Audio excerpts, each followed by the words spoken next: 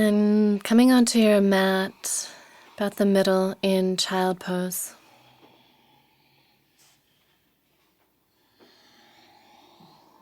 Settle yourself into yourself. Get grounded by dropping your head down, your body down, and deepening your breathing. In this energy center, this chakra, Sahasrara, we're exploring the cycle of existence into life, into death, into rebirth. So we're going to work with those last two in this practice, discovering what it means to let something die. And one man has said, in the last analysis, it is our conception of death which decides our answers to all the questions that life puts to us. So I ask you to notice your relationship to death, to allowing things or people to die. Notice what it feels like to let go, to accept.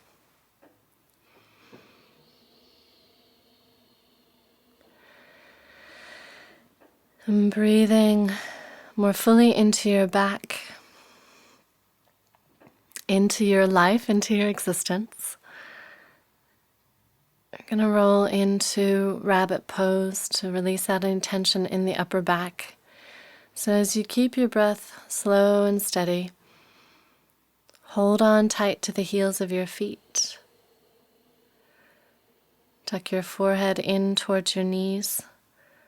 Plant your shins down. And as you lift your butt up into the air, make sure you're on the top of your head. Not your forehead, but the very top of your head. Feel free to do the upright version of rabbit. If you have any concerns in your neck, find where your head needs to be so that when you hold tight to your heels and your arms lengthen, you feel the stretch between your shoulder blades, and focus your breath there. Once you have a good stretch there, then release down on your exhale, coming back to kneeling. Inhale and press your way up gently. Use your hands by your knees to uncurl so that you allow the blood that's dropped down into your head to resettle down the length of your spine. As you emerge up, bring your arms out and up overhead, palms together, draw down along your midline, pausing at your heart center in attuned mudra and tuning in. Breathe in for the first of three.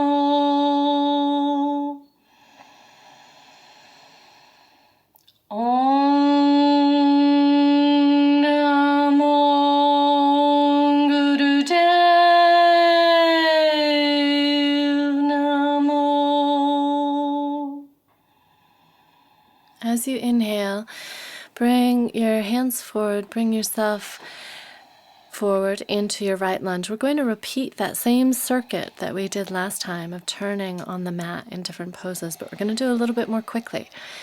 So find your right lunge. Bring your left hand down, right hand to the outside of your knee. Inhale, lengthen from your back heel to your head. Exhale, turn your torso towards your right thigh. And then inhale into the twist and take your right arm up and lighten the weight in your left hand, finding a long line from hand to hand and from head to back heel. Next time that you exhale, fold down and turn towards the left, coming into your tripod twist. Find where your heels align, toes lifted. Move that lift up through your thighs and your sits bones, right up and out through your torso. Minimize the weight in your left hand as you bring it under your shoulder. Find your breathing in your right ribs as you open your right shoulder up. As you take your right arm up, find the distance between your hands, space around your shoulders, stretch your head away from your tail, press your heels into the ground, give it one more inhale, and then exhale and transition to left lunge, facing off the back edge of the mat. Find your alignment a little more quickly. Lift out of your foundation and then bring your wings into it. Right hand down under your shoulder, left hand to the outside of your knee. Inhale, lengthen your head away from your heel, your torso long. Exhale, twist. Inhale, lengthen your left hand up away from your right hand and your head away from your heel. Exhale, come down, step back into your down dog. Start by modifying, tilting your tail up. Check your foundation and hands and feet, and then stretch long through your legs. Use your next exhale to roll forward into plank. Double check your distance front to back. Lift from underneath. And this next time that you exhale, lift from underneath and draw up and back through modified down dog into your fuller down dog. Inhale into the posture, inhabit it, long lines from hands to hips, hips to heels. And then next time you inhale, lift your right foot just enough to step forward into your right lunge. And this time align your right hand with your right leg, opening up through your left ribs, left shoulder, and add your wings in, stretching up through your left fingertips. Find your right arch lifted.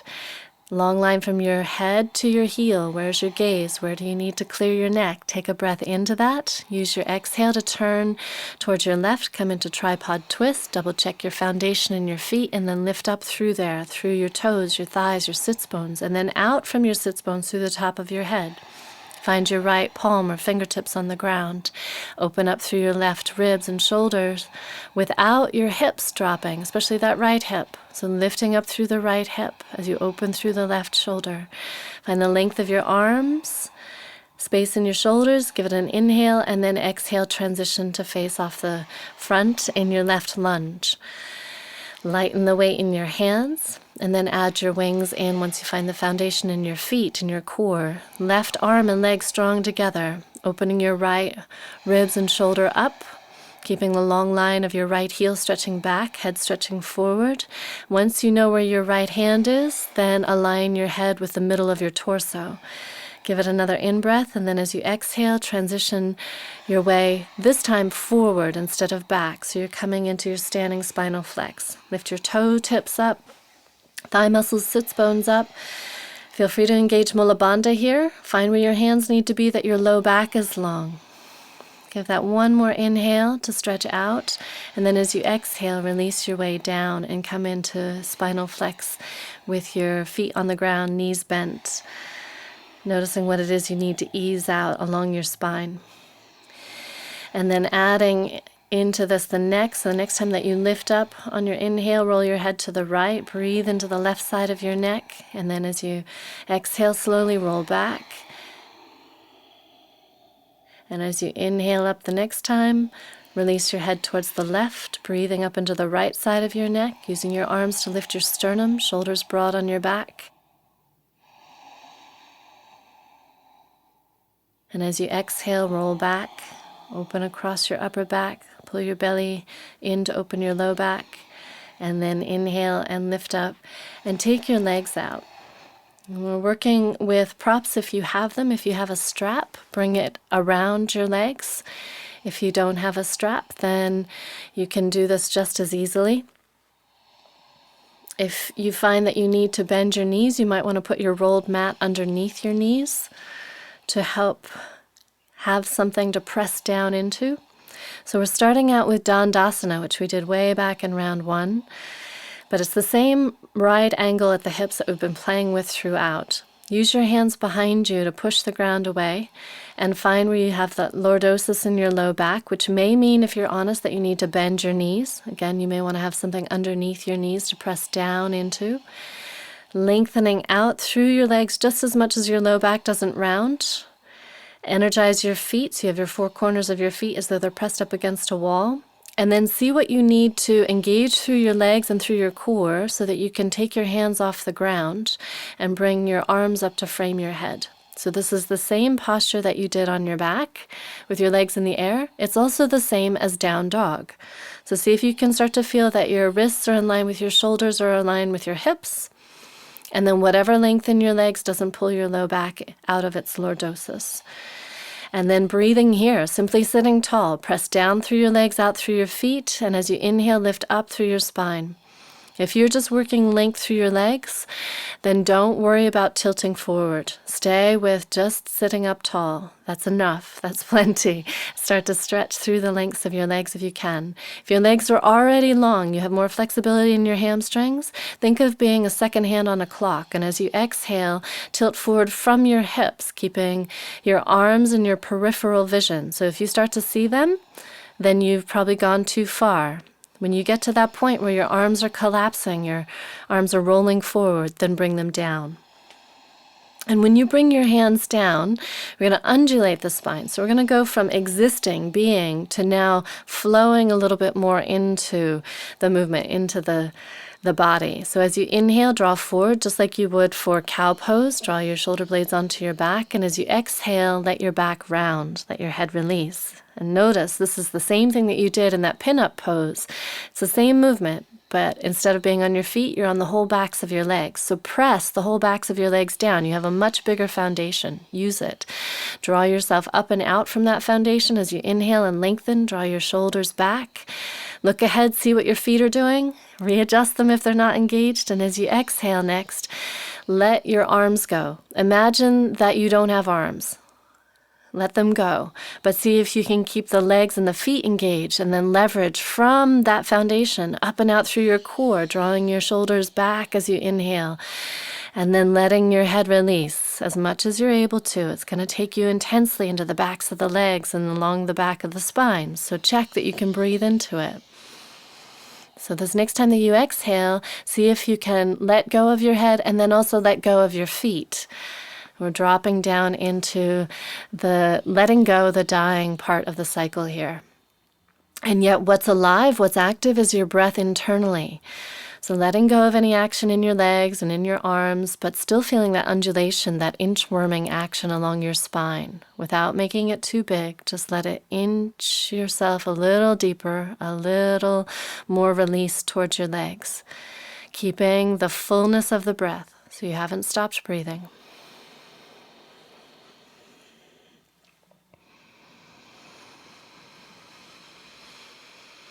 And then see what happens if you let go of the breath. If you let it simply happen, watch the breath and notice if you're holding yourself up. Is that an area that you can let go, that you can let soften? Maybe, maybe not. Inquire. We're going to come out of this dying down into stillness, into not doing, and start to reemerge, but slowly and conscientiously. So let your legs stay relaxed. Use your hands to press the ground away. Uncurl, letting your head come up last, and see if you can find space along the length of your spine as you come up, as though the back of your head's being lifted up. And as you emerge, bring your hands behind you and reset your Dandasana, your staff pose. So your feet are squared, your knees are bent however much they need to be so that you have the curve in your low back. Check it out. Find out what's actually happening back there. Since you can't see it, feel it. And then keep your left leg long and bring the arch of your right foot in line with your left knee. And double check when you release your right knee to the right that your hips are squared forward. It's really easy in this one to shift into a different posture where your hips are moving off the right side of the mat. But for Maha Mudra, keep them squared forwards. Whatever bend you need to keep in your left knee to keep your low back long, push the ground away with your legs, dropping your legs down in their different alignments and lifting up through your core. Lift your arms up overhead. So we're starting out with existing, with simply sitting up tall, and yet feeling how intense this can be. So press down and out through your legs and your feet. Energize both feet. Lift up through your core. Find when you look straight ahead that you can't see your arms. They're back in line with your ears. They're in your peripheral vision. So you might need to take them more into a V shape if your shoulders are tight. If you're more flexible and you want to start tilting forward like that second hand of the clock, great. But make sure it's pivoting from your hips and not rounding from your low back, and that you can't see your arms. Give that one more inhale to open front body. And then as you exhale, bring your hands down. Right hand onto your right ankle or shin. Left hand wherever it reaches to on your left leg. When you can then inhale and draw your shoulders broad. Take a few breaths here, focusing on lengthening through your spine. Still drawing yourself long, but using your hands on your legs, or if you have a strap, using your hands on your strap as you press through the ball of your foot, where the strap is, to draw your front body open.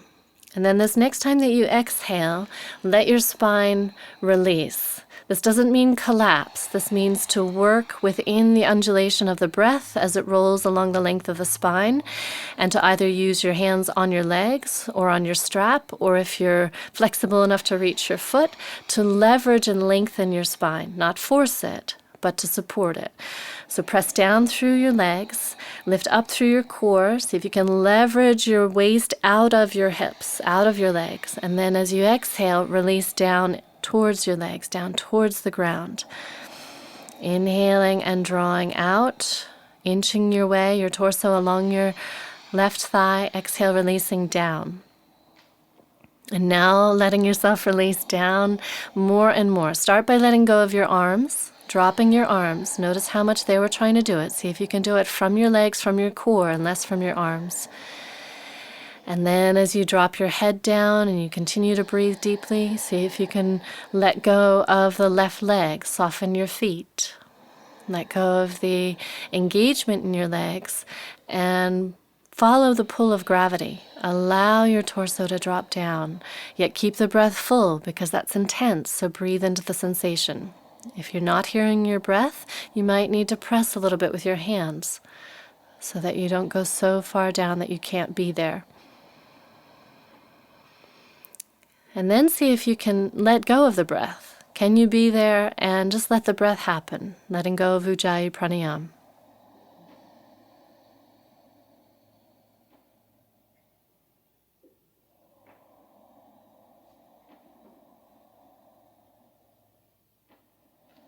Re-emerging, coming back to life slowly, consciously, keeping your legs relaxed, push the ground away with your hands, uncurl, and as you come up, help your right leg in and up, gather it up, and lengthen out, coming back into Dandasana. Notice any difference between the two legs. We focused on opening the back of that left leg and the right hip. Can you feel that?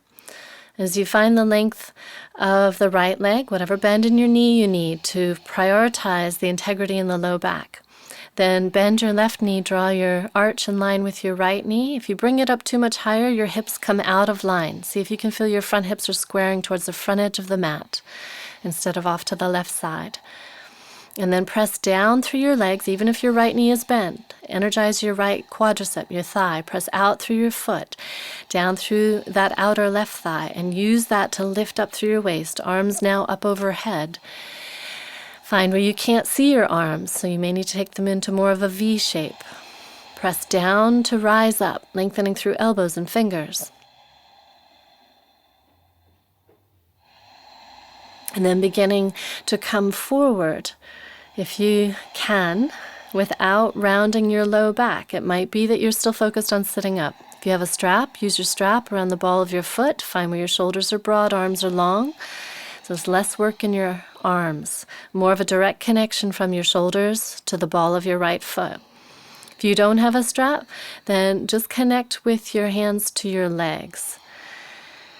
Take a few breaths, then undulating your spine, drawing your chest forward, shoulders back, look ahead, see where your foot is. Whether you're touching it or not, see where the alignment is. Readjust it each time you inhale, and then exhale, drop into the depth of what you're feeling.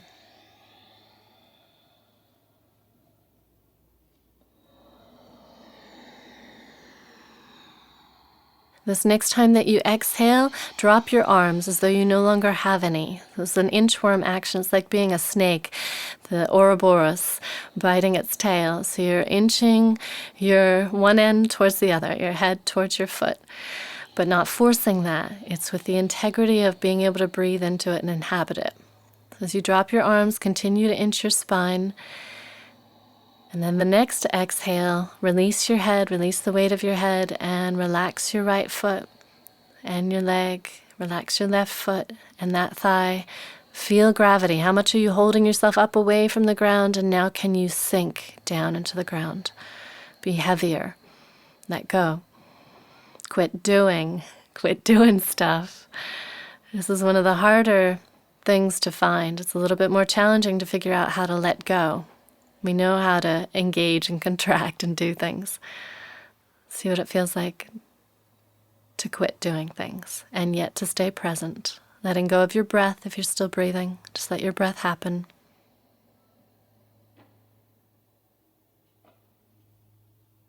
And then start breathing again a little more deeply. Ujjayi Pranayama. Use your hands to re-emerge. Coming up lightly. You might feel a bit spacey when you go into the depth of these forward folds. So that's natural. Take time to come out. And as you come out, help your right leg in. Bring the soles of your feet together. The flesh of your bum out. Coming into bound angle, Baddha Konasana.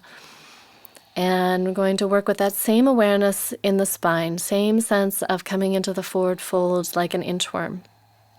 So once you've aligned your feet, they match up, and your heels or whatever distance from your pelvis, you can then draw your sternum up, find that lordosis in your low back. Then exhale and drop your knees down. Notice the relationship between low back and hips. And this next time that you inhale and you draw out, then exhale and let your back round. Let your head release as much as you can breathe into. And settle your elbows onto your legs, onto your shins or your thighs or your knees, wherever they connect to. And as you inhale and you draw forward, think of your arms like brackets or like parentheses that you're creating a sentence between. The sentence is that undulation, that lengthening out as you inhale and releasing down as you exhale. Seeing where you go, accepting where you are, breathing into that, and then you might find that you can ease out a little bit farther. But if you try forcing it from the start without that level of acceptance, you're more likely to damage or hurt yourself. So take it slow and easy. Next time that you exhale, release. You can let your hands drop down above your head. If your knees are high, your hips are tight, you might want to continue to hold on to your ankles so you feel like you're not rolling backwards. But then again, see if you can die down, drop down, let go. And when you breathe in next, let that start to lift you up. Push the ground away with your hands, emerge easily, lightly, so you're not lifting yourself up by your neck or your jaw.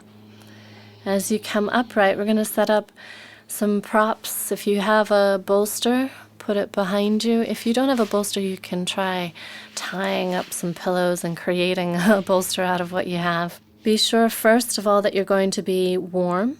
So if you are indeed practicing this winter practice in winter, you might need socks or blanket to put over your lower body. And then bring the blocks, or if you have pillows, underneath your knees or your thighs, so that they're the same height. There's oftentimes one hip that's tighter, one knee that's higher. So if you can tell which one that is, bring the other knee up to match it. Give your pelvis a chance to calibrate back to evenness. So then when you find where your lower body is warm and aligned, then ease your way back over the bolster, using your hands to help you ease back. And as you come back, if it feels like, especially with all of that work we did in strengthening right along the low back, that it's too much for your low back, then you might tilt your tailbone forward or move the bolster back so it's not directly under your low back. Give it a few breaths here to see if you can sink down, if you can let go, and if those muscles in your low back will release. And if they don't, if it's too much, even as much as you're consciously letting go, then again, just come off the bolster. Come onto your back, allow your back to sink fully into the ground in corpse pose, dead body, Shavasana. Supta Baddha Konasana, or supported bound angle over the bolster, enables the hips and the shoulders to open passively. So in order for that to happen, we need to support it. If you're lying over the bolster, you've found that that's going to work for you, then to open the upper mantle and the shoulders and the chest and the upper back, take your arms out or up. Find a place that's slightly intense that you have to breathe fully into. You're not going to stay here forever. So see what it feels like to be here, to let your arms drop back with the pull of gravity and your breath expand into that area in your upper chest and back and shoulders. How much can you let go with each exhale? When you start to feel some change, you feel there's some more space, some more ease in that place, you can either stay there or you can bring your arms down. If you have something to cover your eyes with, then put that over your eyes. It might be an eye pillow, or you might just have a scarf or something to help you drop into darkness. This winter practice, we're caving, we're going inwards, we're acknowledging what happens in winter, which is that we hibernate more, and taking advantage of that, going inwards. So as you close your eyes and you drop yourself down and in, let go of all of the activity.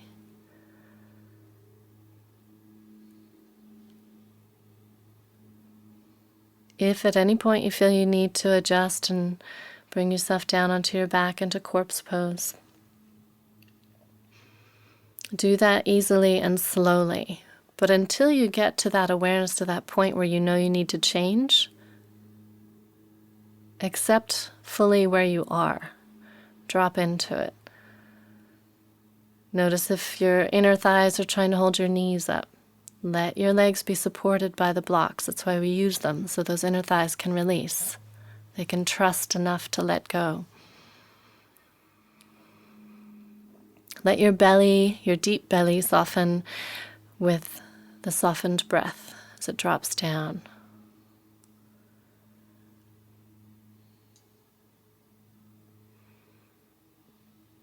If you're fully comfortable here in this posture, then remain here. If you feel like you need some time to rest on your back, to feel settled into Shavasana, then make a very slow transition. Minimize the effort. See if you can roll to one side, reach back, move the bolster out of your way. Readjust your covering so you're going to be warm and you can settle down into stillness again. By this point, becoming quite adept at finding how to let go more quickly.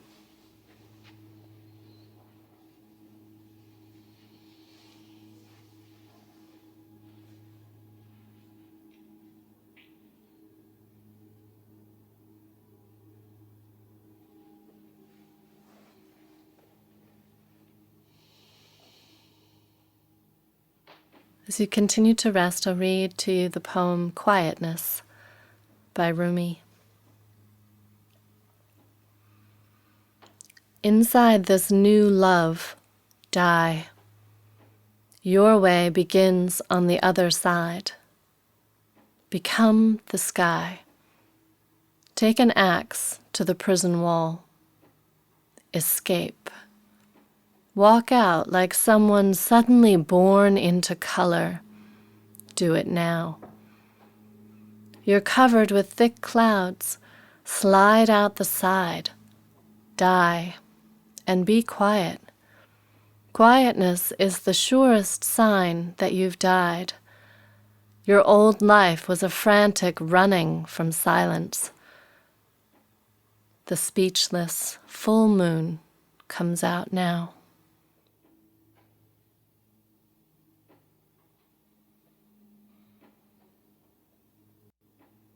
As you become conscious of your breath, if you're not already there, in your breath in your belly, and you breathe, you come back to life. Emerge up easily, effortlessly.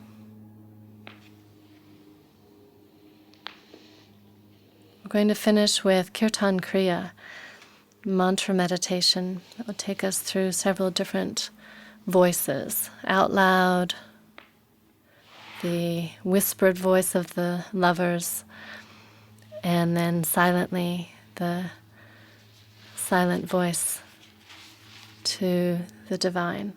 And then back into a whisper and back out loud, and I'll indicate all of these changes. So first, just find where you're going to be able to sit tall, and warm. Keep any coverings that you need. And then we're connecting the Bij mantras, the seed sounds, with the mudras, the symbols in the hands. So when you find where you're comfortably tall, connect your first finger with your thumb for Sa, your second finger with your thumb for Ta, third finger with the thumb for Na, and little finger with the thumb for Ma. Sa, Ta, Na, Ma, which is a breakdown of Satnam, which means that you're naming your truth. And in this breakdown, it means this too shall pass. There's an indication here of these cycles that we've been working with, of existence, life coming into being, death. So we're going to start by moving this mantra out loud and see if you can visualize that you're drawing the consonant of the sound in through the top of your head and projecting the ah of the mantra out through the third eye point. So you're making an L shape with the sound in your mind's eye, the same way we made an L shape with the body throughout this practice. Satanama, Satanama, Satanama. Joining in as you get a sense of it. Satanama, Satanama. Finding enough pressure between the thumb and the first finger that you really feel that. It's the same kind of pressure you would use to push a thumbtack into a corkboard. Once you have a sense of what you're doing, close your eyes, take your gaze towards your third eye point, and yet take your mind's eye to seeing the sound come in through the top of the head and out through the third eye. This is called the golden chain, the golden link between the satellite of drawing in from the universe and then projecting out through our inner vision, our insight, the third eye. And now in a whisper,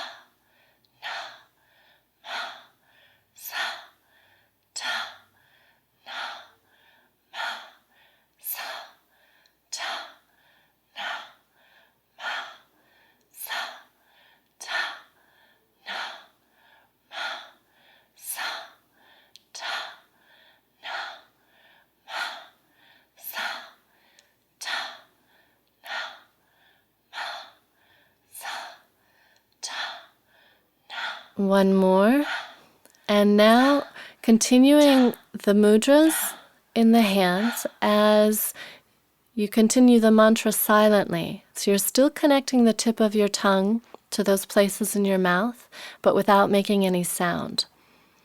So we're stimulating nerve endings in the roof of the mouth that help the brain find this sense of cyclical equanimity, that this too shall pass. In this silent practice, this is a good place to play with that visualization of drawing the sound in through the top of the head, projecting it out through the third eye, and to also double check that you're sitting up tall, that you have that long line right up through the back of your skull, top of your head lifting up.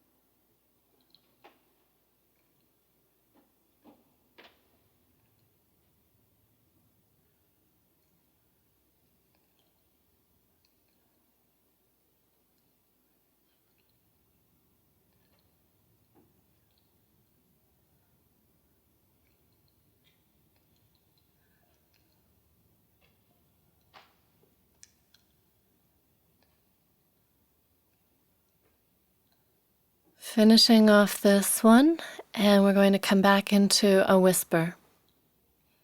Sa, ta, na, ma, sa, ta, na, ma, sa, ta, na, ma, sa, ta, na, ma, sa, ta, na, ma, sa, ta, na, ma, sa, ta, na, ma, sa, ta, na, ma, sa, ta, na, ma, sa, ta, na,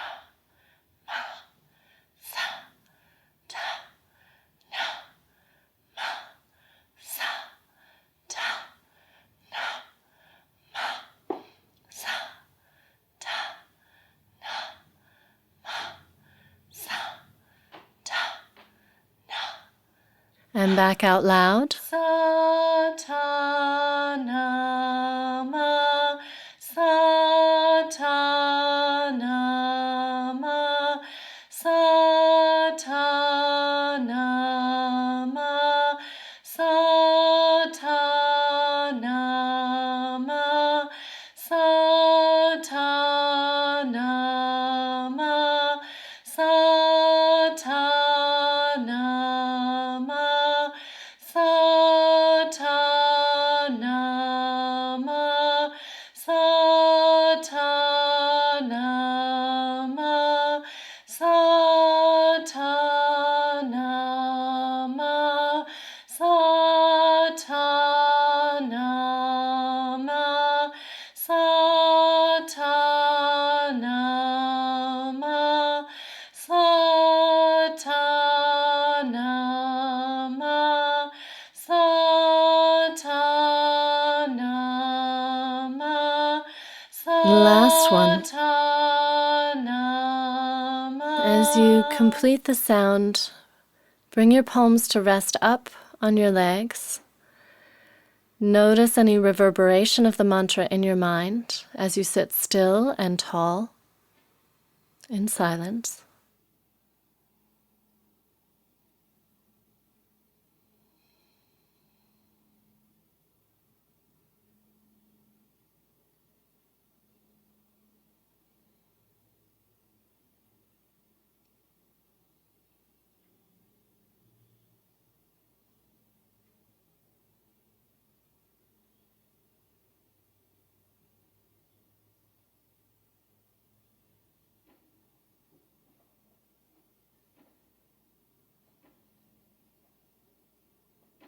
Being aware of your breath, keeping your eyes closed. As you inhale, let your arms float up, out and up overhead, bringing the palms of your hands together. And as you start to draw down, touch the heels of your hands down to the top of your head, to that Sahasrara point, and then coming down to your third eye, and to your throat, and to your heart, and to your solar plexus, and your pelvis, and to the ground. So you're connecting in with all 7 energy centers, with yourself. Namaste.